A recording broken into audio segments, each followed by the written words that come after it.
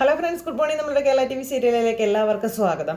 അങ്ങനെ നയനയെ കാണണ്ടെന്നൊക്കെ അന്ന് ഹോസ്പിറ്റലിൽ വെച്ച് ദേഷ്യത്തോട് പറഞ്ഞ കാര്യങ്ങളെ പറ്റിയൊക്കെ ആലോചിച്ച് കരഞ്ഞുകൊണ്ട് നമ്മുടെ ദേവയാനി അവിടെ ഇരിക്കുവാണ്. ആ സമയത്താണ് അങ്ങോട്ടേക്ക് ജയൻ വരുന്നത്. ജയൻ വന്നപ്പോൾ ദേവയാനിയെ ഈ ഇരിക്കുന്ന അവസ്ഥയിൽ കാണുവാണ്. അപ്പോൾ അങ്ങനെ കരഞ്ഞുകൊണ്ടിരിക്കുന്ന ദേവയാനിയെ കണ്ടപ്പോൾ നീ എന്തിനാ ദേവയാനി ഇങ്ങനെ വിഷമിക്കുന്നത്, നീ എന്തിനാ കരയണേന്ന് ചോദിച്ചു. അത് പിന്നെ ഒന്നുമില്ലെന്ന് പറഞ്ഞപ്പോൾ എനിക്കറിയാം നിന്റെ സങ്കടമൊക്കെ എന്താണെന്ന്. ഒരു കാര്യം നീ നേരാവണ്ണം ഒന്ന് ആഗ്രഹിച്ചാൽ അത് നടക്കാതെ വരുമ്പോൾ നിനക്ക് ഭയങ്കര സങ്കടമാവുന്ന ഒരാളാണ്.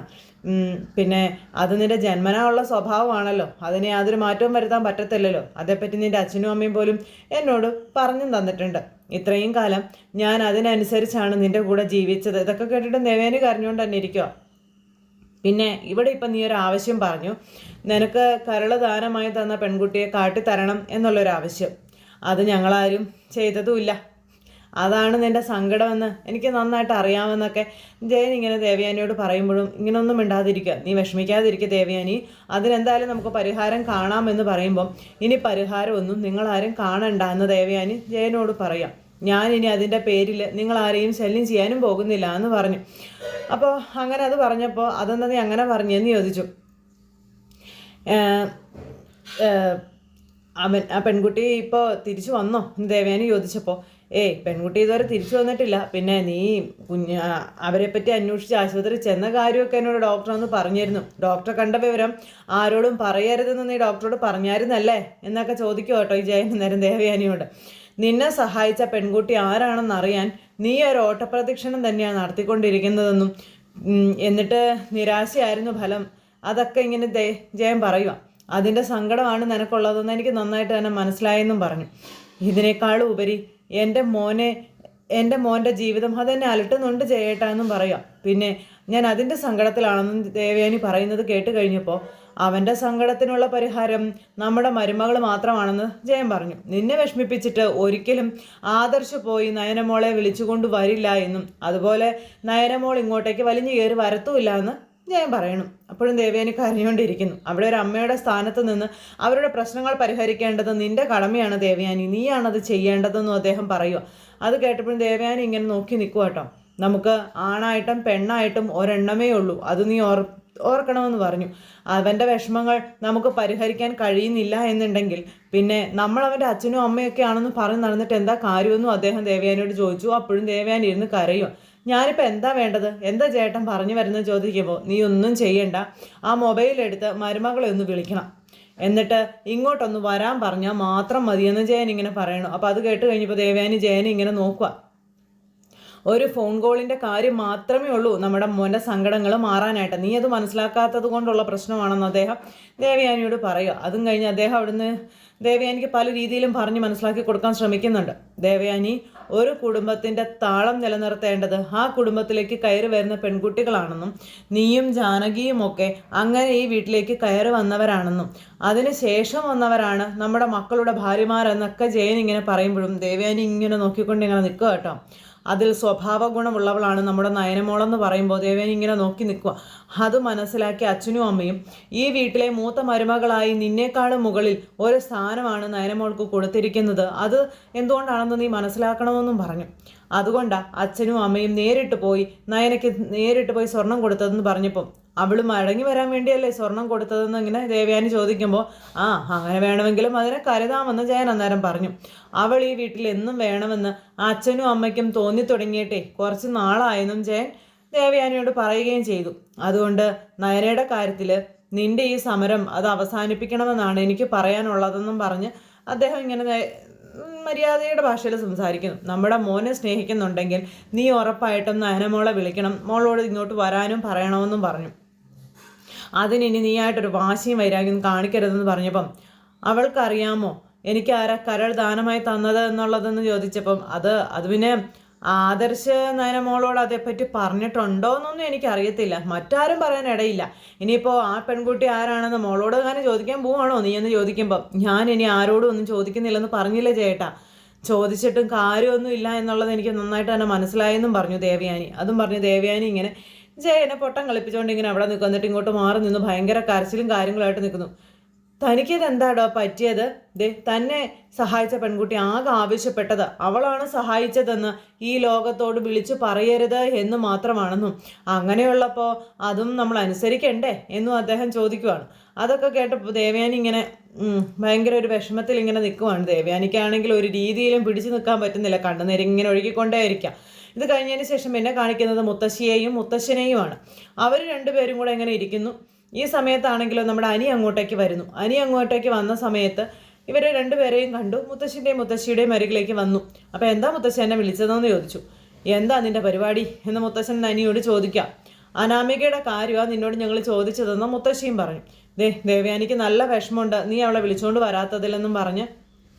ദേവയാനിക്ക് മാത്രമല്ല ഞങ്ങൾക്കും ഉണ്ടെന്നും മുത്തശ്ശി ഇങ്ങനെ പറയാം. അനി അന്നേരം ഒന്നും മിണ്ടുന്നില്ല കേട്ടോ. അനാമികയുടെ സ്വഭാവം മാത്രം നല്ലതാണെന്നൊന്നും ഞാൻ പറയുന്നില്ല, പക്ഷേ അവൾ നയനയുടെ വീട്ടിൽ പോയി മോളെ പിടിച്ച് തല്ലിയതൊക്കെ വലിയ തെറ്റ് തന്നെയാണെന്ന് പറഞ്ഞപ്പം അത് മാത്രമൊന്നുമല്ല മുത്തശ്ശ അവളെ ചെയ്തത്. ഗുണ്ടകൾ നന്ദുവിനെ തട്ടിക്കൊണ്ടുപോയത് ഞാൻ പറഞ്ഞില്ലേ, ഞങ്ങളന്ന് സമയത്ത് ചെന്നില്ലായിരുന്നെങ്കിൽ അവളെ കൊന്ന് കെട്ടിത്തൂക്കിയേനെ ചില സാമൂഹ്യ വിരുദ്ധരെല്ലാവരും കൂടെ ചേർന്ന്. അതിൻ്റെ പിന്നിൽ അനാമികയും അവളുടെ അച്ഛനും ആണെന്നുള്ള കാര്യം 100% ഉറപ്പാണെന്നും അനി മുത്തശ്ശനോടും മുത്തശ്ശിയോടും പറഞ്ഞു. അപ്പം അതിനെന്തെങ്കിലും തെളിവുണ്ടോ എന്ന് ചോദിച്ചപ്പം അവൾക്കും അവളുടെ വീട്ടുകാർക്കും അല്ലാതെ നന്ദുവിനോട് ശത്രുതയില്ല എന്ന കാര്യവും അനി പറഞ്ഞു. അപ്പം നിന്റെ വല്യമ്മയ്ക്കുള്ള സങ്കടം അനാമിക വരാത്തതാണെങ്കിൽ നീ അതിനുള്ള പരിഹാരം കാണുകയല്ലേ വേണ്ടതെന്ന് മുത്തശ്ശൻ ചോദിച്ചു. അവളെ പോയി വിളിച്ചുകൊണ്ട് വന്നിട്ട് നന്നായിട്ട് സ്നേഹിക്കാൻ നോക്കാൻ പറഞ്ഞു. എനിക്ക് ദേഷ്യം വരാൻ തുടങ്ങി. ഈ അനന്തപുരി തറവാട്ടിലേക്ക് വന്നിട്ടുള്ള പെൺകുട്ടികളൊന്നും അധികകാലം അവരുടെ വീടുകളിലേക്ക് പോയി നിന്നിട്ടില്ല. ഇനി അഥവാ നിന്നാലും ആരും ബന്ധം പിരിഞ്ഞൊന്നും പോയിട്ടില്ല. അങ്ങനെ ഒരു നാണക്കേട് അത് നീയായിട്ടുണ്ടാക്കി വെക്കരുതെന്ന് മുത്തശ്ശൻ അനിയോട് പറയുമ്പം എന്നും പറഞ്ഞ് നിൽക്കും അനി. ആരും എന്നെ മനസ്സിലാക്കുന്നില്ലല്ലോ എന്ന് ഓർത്ത്. എല്ലാ ഓണത്തിനും ക്രിസ്മസിനും പെരുന്നാളിനും ഒക്കെ കോടിക്കണക്കിന് പരസ്യങ്ങളാണ് നമ്മൾ കോടിക്കണക്കിന് രൂപയുടെ പരസ്യങ്ങളാണ് നമ്മൾ ജ്വല്ലറിക്ക് വേണ്ടി ചെയ്യുന്നത്. അതിൽ നടീനടന്മാരെ പോലെ തന്നെ ഫേമസ് ആണ് നമ്മുടെ കുടുംബത്തിലുള്ളവരും. അപ്പം മൂർത്തീസ് ജ്വല്ലറിലെ മൂർത്തി സാറ് പ്രത്യേകിച്ചും സോഷ്യൽ മീഡിയയിലേക്ക് ഒരു രാജാവിനെ പോലെ തന്നെ നിന്റെ മുത്തശ്ശൻ നിൽക്കുന്നതെന്ന് മുത്തശ്ശി അനിയോട് പറയണം. കാരണവന്മാരുണ്ടാക്കി വെച്ച പേര് ഞാനത് പിന്തുടരുന്നു, അത്രയേ ഉള്ളൂ. ഇന്ന് പക്ഷേ ആ സ്ഥാനം നിന്റെ ഏട്ടൻ ഏറ്റെടുത്തില്ലേന്ന് ചോദിച്ചു. നാളെ നിനക്കും ഈ പേര് വരുമെന്നൊക്കെ പറഞ്ഞ് നീയും ഇപ്പോൾ 2-3 ബ്രാഞ്ചും കാര്യങ്ങളൊക്കെ നോക്കുന്നില്ലേ, നാളെ അധികാരങ്ങൾ കുറച്ചുകൂടി നിനക്ക് ആദർശിച്ച് തരും. ആ സമയത്ത് കെട്ടിക്കൊണ്ടു വന്ന പെണ്ണിനെ നീ കളഞ്ഞുവെന്ന് പറഞ്ഞാൽ അത് വലിയ നാണക്കേടാണ് മോനെയെന്ന് മുത്തശ്ശി പറയണം. അപ്പോൾ ഞാൻ പലപ്പോഴും പറഞ്ഞിട്ടില്ലേ, ബന്ധം പിരിഞ്ഞ പുരുഷന് സമൂഹത്തിൽ യാതൊരു മാന്യതയും ഉണ്ടാവില്ല എന്ന്. ഒന്നെങ്കിൽ കല്യാണം കഴിക്കരുത്, കുറച്ച് കഴിഞ്ഞാൽ ഭാര്യയും കുഞ്ഞുങ്ങളെയും കുടുംബത്തെയും നന്നായി തന്നെ നോക്കണം, അതിന് കുറച്ച് റിസ്ക്കും കാര്യങ്ങളൊക്കെ എടുക്കേണ്ടി വരുമെന്നൊക്കെ ഇങ്ങനെ പറഞ്ഞപ്പോൾ അതിനിപ്പോൾ ഞാൻ എന്ത് വേണമെന്നാണ് മുത്തശ്ശേരി പറയുന്നതെന്ന് ചോദിച്ചാൽ അനി എന്താ വേണ്ടെന്ന് ഞാൻ പറഞ്ഞില്ലേ, നീ പോയി അനാമികമോളെ വിളിച്ചുകൊണ്ട് വരാൻ പറഞ്ഞു. ആ ശരി, എനിക്ക് തീരെ താല്പര്യമൊന്നുമില്ല, എങ്കിലും മുത്തശ്ശനും മുത്തശ്ശിക്കും വല്യമ്മയ്ക്കും വേണ്ടി ഞാൻ പോവാമെന്നും പറഞ്ഞ് അനി അങ്ങ് പോവുക. ആ സമയത്ത് നമ്മുടെ മുത്തശ്ശനും മുത്തശ്ശിയും കൂടെ ഇങ്ങനെ നിൽക്കപ്പോൾ മുത്തശ്ശി പറഞ്ഞു, ഇവിടെ അനിയെ തെറ്റ് പറയാനൊന്നും പറ്റത്തില്ല, നിസ്സാര കാര്യങ്ങൾക്ക് പോലും പ്രശ്നങ്ങളുണ്ടാക്കി ആ കൊച്ചാണല്ലോ പോകുന്നത്, അതാ സങ്കടമെന്ന്. അവളൊരു പേരിന് വേണ്ടി മാത്രം അവനൊപ്പം ജീവിക്കുന്നതാണെന്ന് എനിക്ക് തോന്നുന്നതെന്ന് മുത്തശ്ശൻ അന്നേരം പറഞ്ഞു. ആ പെണ്ണിൻ്റെയും അവരുടെ അച്ഛൻ്റെയും അമ്മയുടെയും പിന്നിൽ എന്തൊക്കെയോ കള്ളത്തരങ്ങളുണ്ടെന്നുള്ള കാര്യം ഉറപ്പാണെന്നും ഒരു കാർ അവന് ഗിഫ്റ്റായിട്ട് കൊടുത്തു. ഞാൻ ആ കാറ് അത് അവരുടെ വീട്ടിലിട്ടോളാനും പറഞ്ഞു. അതിപ്പോൾ അവിടെ ഇല്ലെന്നാണ് അനി പറയുന്നത്. എല്ലാം ഒരു ഷോയാണോ എന്ന് എനിക്കൊരു സംശയം ഉണ്ടെന്ന് മുത്തശ്ശൻ പറഞ്ഞപ്പം എന്തായാലും നമ്മളത് ഊതിപ്പെരിപ്പിക്കാനൊന്നും നിൽക്കണ്ടെന്ന് ഇത് കേട്ടപ്പോൾ മുത്തശ്ശി പറയുന്നു. അപ്പോൾ ലോകത്തെ ഇൻ്റർനാഷണൽ പെരുങ്കള്ളികളെ നമ്മുടെ മുത്തശ്ശൻ തിരിച്ചറിഞ്ഞ് കഴിഞ്ഞു. അതെനിക്ക് അവളോടുള്ള ആ ഒരു വെറുപ്പ് കൂട്ടത്തേ ഉള്ളൂ പറഞ്ഞു മുത്തശ്ശി. എങ്ങനെയെങ്കിലും നമ്മുടെ കൊച്ചുമക്കളെല്ലാവരും സന്തോഷത്തോടെ കഴിയണം, എനിക്ക് അത്രയേ ഉള്ളൂ എന്ന് മുത്തശ്ശി ഇങ്ങനെ പറയാം. അങ്ങനെ മുത്തശ്ശനും മുത്തശ്ശിയും കൂടെ ഇതും പറഞ്ഞുകൊണ്ട് ഇങ്ങനെ നിൽക്കുന്നു. ഈ സമയം കുറച്ച് കഴിഞ്ഞപ്പോഴത്തേക്കും അനി നേരെ അനാമികയുടെ വീട്ടിലേക്ക് വരുന്നു. അനിയെ കണ്ടു കഴിഞ്ഞപ്പോഴത്തേക്കും രേവതി ഇങ്ങനെ വലിയ ആൾ കളിച്ച് ജാടയെടുത്ത് ഇങ്ങനെ നിൽക്കും. അപ്പോഴേക്കും ഒരു വളിച്ച ചിരിയും ചിരിച്ച് ദേ വരുന്നു വേണു ഇങ്ങനെ വന്ന് എന്ന് പറഞ്ഞ് നിൽക്കുക. എന്താ മോനെ വഴിതെറ്റി വന്നതാണോ എന്ന് ചോദിച്ചു. അല്ല, ഇങ്ങോട്ട് തന്നെ വന്നതാ, അവിടെ ഇവിടെ ഇല്ലേന്ന് ചോദിച്ചു അനി അന്നേരം. അവൾ എവിടെ പോകാൻ അനി, ഇവിടെ തന്നെ ഉണ്ടെന്ന് പറഞ്ഞു രേവതി. അവളെ കൂട്ടിക്കൊണ്ട് പോകാൻ അല്ലെങ്കിൽ ചെല്ലാന് മുത്തശ്ശനും മുത്തശ്ശിയും പിന്നെ വല്യമ്മയും പറഞ്ഞു എന്ന് അനി ഇങ്ങനെ പറയുമ്പോൾ എന്ന് വെച്ചാൽ അവർ പറഞ്ഞത് കൊണ്ട് മാത്രം വന്നു എന്നാ നമ്മുടെ മരുമകൻ പറഞ്ഞു വരുന്നതെന്ന് വേണു അവിടെ നിന്ന് പറയുമ്പോൾ, അല്ലാതെ എനിക്ക് സ്നേഹം തോന്നിയിട്ട് അവളെ വന്ന് വിളിക്കാൻ അവൾ മലമറിക്കുന്ന കാര്യങ്ങളൊന്നും ചെയ്തിട്ടില്ലല്ലോ എന്ന് പറയുമ്പോൾ, എൻ്റെ മരുമോനെ ഒരു കാര്യം ഞാൻ തറപ്പിച്ച് പറയാം, ഞങ്ങളോടൊപ്പം ഞങ്ങളുടെ മോള് ജീവിക്കുന്ന സമയത്ത് ഒരിക്കൽ പോലും അവളുടെ കരണത്ത് പാട് വീണിട്ടില്ല. കരണത്ത് പോയിട്ടെ അവരുടെ കയ്യിൽ പോലും ഞങ്ങളൊന്ന് തല്ലിയിട്ടില്ലെന്ന് രേവതിയും വേണുവും കൂടെ പറയുമ്പോ അതിന്റെ എല്ലാ കുഴപ്പങ്ങളേ അവക്കുണ്ടെന്ന് പറഞ്ഞു അനി. എന്താ പറഞ്ഞത്? വഴക്കിടാനും തർക്കിക്കാനും ഒന്നും അല്ല ഞാൻ വന്നത്, എനിക്കപ്പോൾ അവളുടെ മനസ്സുണ്ടെങ്കിൽ നിങ്ങൾക്ക് വിടാം, അവൾക്ക് വരാൻ താല്പര്യം ഉണ്ടെങ്കിൽ എൻ്റെ ഒപ്പം വരാം, അല്ലാതെ അതിനുവേണ്ടി കയ്യും കാലും പിടിക്കാനൊന്നും എന്നെ കിട്ടത്തില്ലെന്ന് പറഞ്ഞു. എന്നാൽ പിന്നെ വിടണമെന്ന് ഞങ്ങൾക്ക് രണ്ടാമതൊന്ന് ആലോചിക്കണമെന്നും പറഞ്ഞ് വേണു ഇങ്ങനെ പറയുമ്പോഴേക്കും ഭാര്യ അവിടെ നിന്ന് കണ്ണടച്ച് കാണിക്കുക. അപ്പോഴേക്കും ഭർത്താവ് അപ്പം അല്ല, കല്യാണം കഴിഞ്ഞതോടെ ഞങ്ങളുടെ മോള് നിന്റെ ഭാര്യയായല്ലോ, അതുകൊണ്ട് നമുക്ക് അവളോട് തന്നെ ചോദിക്കാം നിന്നോടൊപ്പം വരുന്നുണ്ടോ ഇല്ലയോ എന്ന്, അതല്ലേ അതിൻ്റെ ന്യായം എന്ന് ചോദിച്ചു വേണു. അപ്പോഴേക്കും അനാമിക മുതൽ അങ്ങോട്ടേക്ക് വരുന്നു. മോള് വരുന്നുണ്ടല്ലോ, മോളെ നിന്റെ കെട്ടിയോൻ നിന്നെ വിളിക്കാൻ വന്നതാണെന്ന് വേണു അനാമികയോട് പറയുമ്പോൾ ഇത് വലിയ അത്ഭുതമാണല്ലോ എന്ന് അനാമിക. ഒന്ന് ഫോണിലൂടെ വിളിക്കാൻ മടിയുള്ള ആള് ഒരുപാട് ബുദ്ധിമുട്ടിയായിരിക്കല്ലേ വന്നതെന്ന് അനാമിക ചോദിക്കുന്നത് കേട്ടപ്പം ഇവന്റെ മുത്തശ്ശനും മുത്തശ്ശിയും പിന്നെ കരള് കേടായ വല്യമ്മയും കൂടെ പറഞ്ഞിട്ടാ ഇവൻ വന്നത് എന്നും പറഞ്ഞ് വേണു പറയുമ്പോൾ തോന്നി, അല്ലാതെ എന്നെ കൂട്ടിക്കൊണ്ടു പോകാനുള്ള വലിയ മനസ്സൊന്നും ഇവനില്ല എന്ന് അനാമിക പറഞ്ഞപ്പോൾ നീ ഇപ്പോൾ വരുന്നുണ്ടോ എന്ന് ചോദിച്ചു അനി. വരുന്നുണ്ടെങ്കിൽ എൻ്റെ ഒപ്പം വരാൻ പറഞ്ഞു. അപ്പോഴേക്കും അച്ഛനും അമ്മയും കൂടെ മോളുടെ നേരെ നോക്കിയാൽ കണ്ണുറക്കി കാണിക്കുക എപ്പോൾ എന്നും പറഞ്ഞുകൊണ്ട്.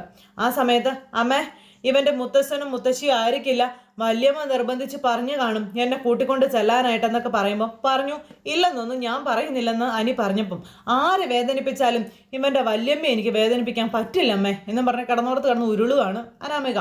അപ്പോൾ ഒരിക്കലും വേദനിപ്പിക്കരുത് മോളെ, അനിയുടെ വല്യമ്മ നിന്നെ സ്വന്തം മരുമകളായിട്ടാണ് കാണുന്നതും സ്നേഹിക്കുന്നതും ഒക്കെ എന്ന് രേവതി പറഞ്ഞപ്പം അതെ സ്വന്തം മരുമകളെ പോലും തള്ളിക്കളഞ്ഞിട്ട് ദേവയാനി സ്നേഹിക്കുന്നത് നിന്നെയാ മോളെ, എന്നാൽ ഇവനോ നിന്നെ തള്ളിക്കളഞ്ഞിട്ട് അവളെയും അവളുടെ അനുജത്തെയാണ് സ്നേഹിക്കുന്നതെന്ന് വേണു. നിന്റെ തലയ്ക്ക് നെല്ലിക്കാത്താളം വെക്കേണ്ട സമയം കഴിഞ്ഞിടാ മോനെ എന്ന് പറയുമ്പം അച്ഛൻ്റെ മോളുടെ തലയ്ക്ക് നെല്ലിക്കാത്താളം വെക്കാൻ പറഞ്ഞു. അപ്പോഴേക്കും കലി കയറി അനാമികയ്ക്ക് തുറച്ച് നോക്കി ഇങ്ങനെ നിൽക്കുക. ഇവളുടെ തലയാ ഏത് നേരവും ചൂട് പിടിച്ചുകൊണ്ടിരിക്കുന്നതെന്നും അനി അന്നേരം പറഞ്ഞു കേട്ടോ. അപ്പോൾ ഇവരുടെ വാക്കും കേട്ട് വിളിക്കാനാണെന്നും പറഞ്ഞ് അനാമികയുടെ വീട്ടിലേക്ക് ചെന്നിട്ട് അനി നന്നായി നല്ല പെർഫോം ചെയ്യുകയും ചെയ്തു. നല്ല നാടൻ മുട്ട പൊട്ടിച്ചൊഴിച്ചാൽ ബുൾസയാക്കി എടുക്കാം, അത്രയ്ക്ക് ചൂടാണ് ഇവളുടെ തലയ്ക്കെന്ന് പറഞ്ഞു. അപ്പോൾ നെല്ലിക്കത്തളം തന്നെയാണ് നല്ലതെന്ന് അങ്ങനെ നമ്മുടെ അനി പറയുമ്പോൾ പ്രതികരിക്കുകയും ചെയ്യും അനാമിക. അമ്മ നേരത്തിനും കയറി തടഞ്ഞു, മോളെ നീ ഇനിയൊന്നും പറയാനൊന്നും നിൽക്കേണ്ട, വന്ന് റെഡിയാവ്, വാ ദേവയാനി ചേച്ചി അവിടെ മോളെ കാത്തിരിക്കായിരിക്കും, പെട്ടെന്ന് നമുക്ക് അവിടെ എത്ര വേഗം വാ എന്ന് പറഞ്ഞുകൊണ്ട് ഇങ്ങനെ അമ്മയും മോളും കൂടെ അകത്തേക്ക് കയറി പോണു. അനിയാണെങ്കിൽ ഭയങ്കര ദേഷ്യത്തിൽ ഇങ്ങനെ നിൽക്കുക. അപ്പോൾ അച്ഛൻ കൊണ്ടുപോകുന്നതൊക്കെ കൊള്ളാം, നീ അവളെ പൊന്നുപോലെ നോക്കിയില്ലെങ്കിലും പൊന്നൊരുക്കി അവളുടെ ദേഹത്തൊഴിക്കരുത് കേട്ടോ എന്ന് പറഞ്ഞു അച്ഛൻ. അതൊക്കെ ഇവളുടെ കയ്യിലിരിപ്പ് പോലെ ഇരിക്കും എന്ന് അനി അന്നേരം വേണുവിനോട് പറഞ്ഞു. വേണുവിനൊന്നും മിണ്ടിയില്ല. ഇനിയിപ്പോൾ വിളിച്ചോണ്ട് അങ്ങനെ പോയില്ലെങ്കിലും ഒന്നും അർത്ഥം. ഇത് കഴിഞ്ഞ് പിന്നെ കാണിക്കുന്നത് നന്ദുവും അച്ഛനും കൂടെ അവിടെ ഇരുന്ന് കരകൗശല വസ്തുക്കൾ ഓരോന്ന് ചെയ്തുകൊണ്ടിരിക്കുക. അപ്പം അങ്ങനെ വിഷുവിന് നടന്ന കച്ചവടത്തിനെ പറ്റിയും കിട്ടിയ ലാഭത്തിനെ പറ്റിയൊക്കെ അദ്ദേഹം ഇങ്ങനെ നന്ദുമായിട്ട് സംസാരിച്ചുകൊണ്ടിരിക്കുമ്പോഴാണ് കനകം അങ്ങോട്ടേക്ക് വരുന്നത്. എന്തിനാ ഗോവിന്ദേട്ടാ ഇതുപോലെ കിടന്നിങ്ങനെ ജോലി ചെയ്യുന്നതെന്നൊക്കെ ചോദിച്ചപ്പോൾ 2 പെൺകുട്ടികളെയേ കെട്ടിച്ചു വിട്ടിട്ടുള്ളൂ, ഇനി ഒരു പെൺകുട്ടിയെ കൂടി കെട്ടിച്ചു വിടാനുണ്ടെന്ന് അച്ഛൻ പറഞ്ഞു. അതോർത്തേ അച്ഛൻ വിഷമിക്കേണ്ട കാര്യമൊന്നുമില്ല, ഞാനെന്നും അച്ഛൻ്റെ അമ്മയുടെയും കൂടെ തന്നെ കാണും, എനിക്കതാ ഇഷ്ടമെന്ന് നന്ദു പറഞ്ഞു. എന്നാലേ ആ ഇഷ്ടത്തിനൊപ്പം ഞങ്ങൾക്ക് നിൽക്കാൻ പറ്റത്തില്ലല്ലോ മോളെ എന്ന് അച്ഛനും പറഞ്ഞു. അങ്ങനെ ഇവർ അവിടെ സംസാരിച്ചുകൊണ്ടിരിക്കുന്ന സമയത്താണ് പുറത്തൊരു കാറ് വരുന്നത്. അപ്പോൾ കാറിൽ ആരാണെന്ന് അറിയാൻ വേണ്ടി കനകം നോക്കിയപ്പോൾ ദേവയാനിയെ, അയ്യോ ഗോവിന്ദേട്ടാ ആദർശമോൻ്റെ അമ്മയാണല്ലോ, ഇനി എന്തിനാണാവോ വരുന്നതെന്നും പറഞ്ഞുകൊണ്ട് ഇങ്ങനെ ഇവർ പേടിച്ച് നിൽക്കുമ്പോഴത്തേക്കും പതുക്കെ അങ്ങോട്ടേക്ക് കയറി വരുക ദേവയാനി. അപ്പോൾ കയറി വരുന്ന ദേവയാനി കണ്ടപ്പം അയ്യോ എന്താ ഒറ്റയ്ക്ക് എന്ന് ചോദിച്ചുകൊണ്ട് ഓടി ചെന്നു കനകം. അപ്പോൾ എന്താ എനിക്ക് ഒറ്റയ്ക്ക് വരാൻ പാടില്ലേ എന്ന് ചോദിച്ചപ്പം അപ്പോൾ അല്ല അത് വയ്യാതെയൊക്കെ ഇരിക്കുകയല്ലേ അതുകൊണ്ട് ചോദിച്ചതാണെന്ന് പറഞ്ഞു. എനിക്കിപ്പോൾ ഒരു കുഴപ്പമില്ലെന്നും നിങ്ങളുടെ മോൾക്ക് ഇപ്പോൾ എങ്ങനെയുണ്ട് എന്നും ദേവയാനി ചോദിക്കുക. അപ്പോഴേക്കും ഇവർ അങ്ങോട്ടും ഇങ്ങോട്ടും നോക്കുക. പെട്ടെന്ന് അതിന് മോൾക്ക് കുഴപ്പമൊന്നും ഇല്ലല്ലോ എന്ന് ഗോവിന്ദേട്ടൻ പെട്ടെന്ന് കയറി പറഞ്ഞേ.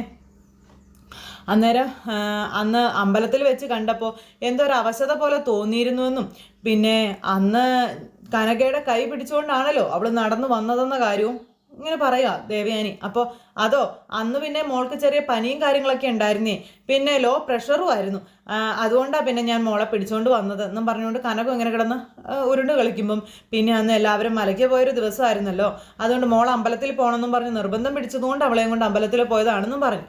ഞാനും അമ്പലത്തിൽ വന്നത് വീട്ടിലുള്ളവർ മലയ്ക്ക് പോയത് കൊണ്ടാണെന്ന് ദേവയാനി അന്നേരം പറയുക. പിന്നെ ഒരുപാട് തടസ്സവും കാര്യങ്ങളൊക്കെ ഉണ്ടായിരുന്നല്ലോ ഇത്തവണ അയ്യപ്പ ദർശനത്തിന്, അതുകൊണ്ട് അവരുടെ യാത്രയ്ക്ക് തടസ്സങ്ങളൊന്നും ഉണ്ടാകരുത് എന്ന് പ്രാർത്ഥിക്കാനാണ് ഞാൻ ക്ഷേത്രത്തിലേക്ക് വന്നതെന്ന കാര്യവും ഇങ്ങനെ ദേവയാനി പറയുകയും ചെയ്തു. അല്ല അവളെവിടെ, അനന്തപുരിയിലെ മരുമകൾ എന്ന കളിയാക്കി ചോദിക്കുക. ഇനി എവിടെയെങ്കിലും ചുറ്റിക്കറങ്ങാൻ പോയോ എന്നൊക്കെ ദേവയാനി ചോദിക്കുമ്പം ചേച്ചി അകത്തുണ്ട് കുളിക്കായിരിക്കും എന്ന് നന്ദു പറഞ്ഞു. ഓ നീരാട്ടൊക്കെ കഴിഞ്ഞോ എന്നും ചോദിച്ചുകൊണ്ട് പുള്ളിക്കാരി ഇങ്ങനെ പറയുന്നേ. അപ്പോൾ കുളിച്ച് കഴിഞ്ഞ് കാണും, ഞാൻ പോയി വിളിക്കാം എന്നും പറഞ്ഞുകൊണ്ട് നമ്മുടെ നന്ദു പറയുമ്പോൾ വേണ്ട വേണ്ട ഞാൻ അങ്ങോട്ട് പോയിക്കോളാവെന്ന് പറഞ്ഞു. ഇനി അമ്മായിയമ്മ ഇങ്ങോട്ട് വന്ന് കാണുന്നത് മരുമകൾക്ക് കുറച്ചിലാണെങ്കിലോ എന്നൊക്കെ പറഞ്ഞിങ്ങനെ പറയുമ്പോൾ അയ്യോ നനമോൾ അങ്ങനെയൊന്നും ചിന്തിക്കത്തില്ലെന്ന് കനകം പറയുക. മോളെ അനന്തപുരിയിലേക്ക് ആദർശമോൻ്റെ അമ്മ വിളിക്കണേ എന്നുള്ളൊരു പ്രാർത്ഥനയിലാണ് മോൾ ഓരോ ദിവസവും തള്ളി നീക്കുന്നതെന്ന് കനകം പറഞ്ഞു.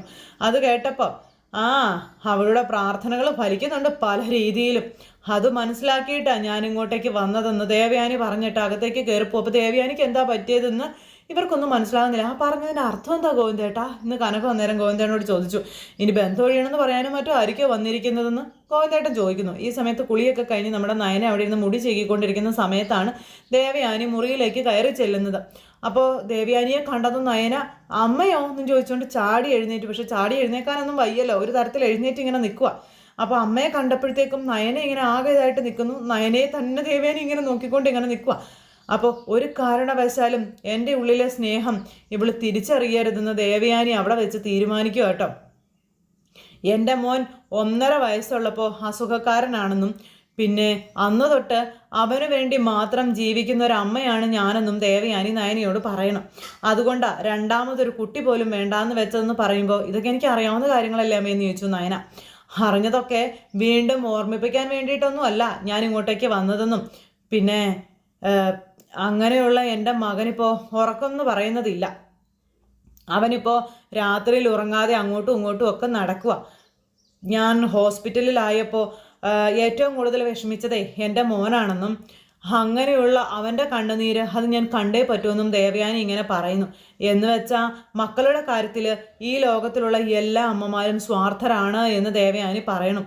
അത് മനുഷ്യരായാലും മൃഗമായാലും അതൊരുപോലെ തന്നെയാണെന്നും ദേവയാനി നയനയോട് പറയണം. മക്കളെ സ്നേഹിക്കുന്നത് പോലെ മരുമക്കളെ സ്നേഹിച്ചാൽ എന്താണെന്ന് പലരും ചോദിക്കാറുണ്ട്. പക്ഷേ അങ്ങനെയാണെങ്കിൽ കുടുംബത്തിനകത്തെ വലിയ വഴക്കൊക്കെ ഒഴിവാക്കാൻ കഴിയുമല്ലോ എന്നും പറയാറുണ്ട്. പക്ഷേ അതൊന്നും സാധിക്കുന്ന കാര്യമല്ല. ഒരമ്മയ്ക്കും അതിന് സാധിക്കില്ല. അവർക്ക് അവരുടെ മക്കളെ സ്നേഹിക്കാനേ പറ്റൂ. അവരങ്ങനെയും ചെയ്യുകയുള്ളൂ. കണ്ണിലെ കൃഷ്ണമണി പോലെ അവരുടെ മക്കളെ അവർക്ക് നോക്കിയേ പറ്റൂ എന്നൊക്കെ പറഞ്ഞു. നീ കാണുന്നില്ലേ ആദർശിൻ്റെ മുത്തശ്ശനോടും മുത്തശ്ശിയോടും ഒക്കെ അവരുടെ മക്കൾ കാണിക്കുന്ന സ്നേഹമൊക്കെ ഉണ്ടമ്മയെന്ന് പറഞ്ഞു.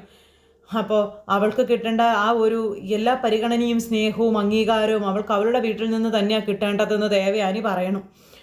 അങ്ങനെയുള്ള ഒരു പെൺകുട്ടിക്ക് മാത്രമേ ഒരു കുടുംബത്തെ സ്നേഹിക്കാനും അല്ലെങ്കിൽ അംഗീകരിക്കാനും കഴിയുകയുള്ളൂ എന്ന് പറഞ്ഞു. അപ്പോൾ ആ വീട്ടിലെത്തിയ ശേഷം അവിടെയുള്ളവരുടെ താല്പര്യങ്ങൾക്കനുസരിച്ച് അമ്മയെ ഞാൻ മുന്നോട്ട് പോയിട്ടുള്ളത്. ഒരിക്കൽ പോലും ഞാൻ എനിക്ക് വേണ്ടി അവിടെ ജീവിച്ചിട്ടില്ല എന്ന് നയന പറയണം. അതവിടെ വന്നതിന് ശേഷവും അതിനു മുൻപും അങ്ങനെ തന്നെ ആയിരുന്നു എന്ന് നയന ദേവയാനോട് പറയുമ്പോൾ നീ നിന്റെ മഹത്വമൊന്നും വാഴ്ത്തണ്ട, അത് കേൾക്കാനൊന്നും അല്ല ഞാൻ വന്നതെന്ന് പറയണം. അപ്പോൾ നയന ഇങ്ങനെ നോക്കുക. എൻ്റെ മോനെ സങ്കടപ്പെടുത്താൻ പറ്റില്ല എന്ന് പറയാൻ വേണ്ടിയിട്ടാണെന്ന് പറയുമ്പോൾ അതിനെ ഞാൻ എന്താമേ ചെയ്യണ്ടേ എന്ന് നയനെ അന്നേരം ചോദിച്ചു കേട്ടോ. അത് കേട്ടപ്പോൾ അവൻ്റെ ഇപ്പോഴത്തെ വിഷമം മാറാനുള്ള മരുന്ന് നീയാണെന്നും നീ അനന്തപുരിയിലേക്ക് വരികയാണ് വേണ്ടതെന്നും ദേവയാനി പറഞ്ഞപ്പോൾ നയനെ അന്തം വിട്ടിങ്ങനെ നോക്കുന്നു.